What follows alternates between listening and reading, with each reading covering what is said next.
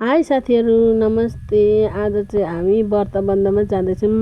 व्रत बन्ध चाहिँ जलपाई चोकमा।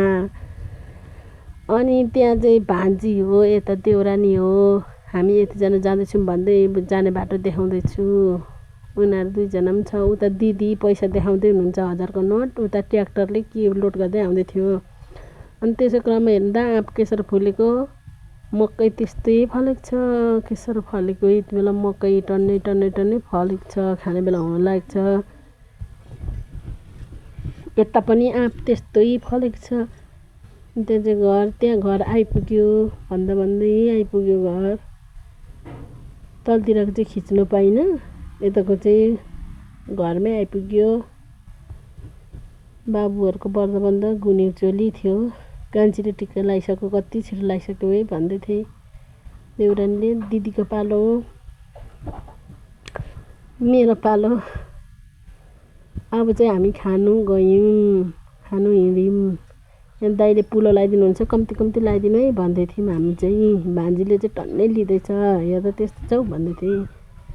खानु गयौँ, एउटै टेबलमा बसेर खाऊँ भनेर सल्लाह भयो। मैले भन्दै थिएँ ज्यान हेर न, ज्यान खाइ हेर न भन्दै थिएँ। उता बहिनी चाहिँ देउरानी चाहिँ कुर्सी तान्दै थियो।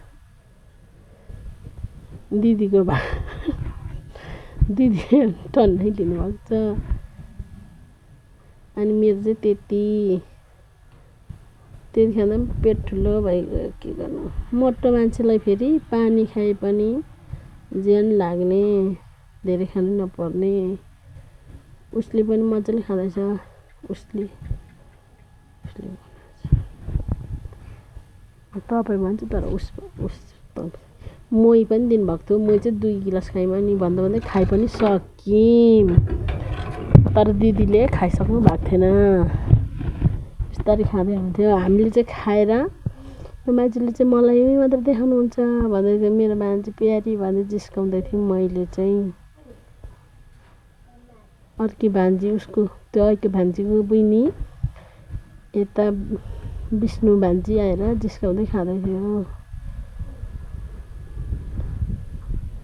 खानेकुराहरू स्वादिष्ट मिठो थियो।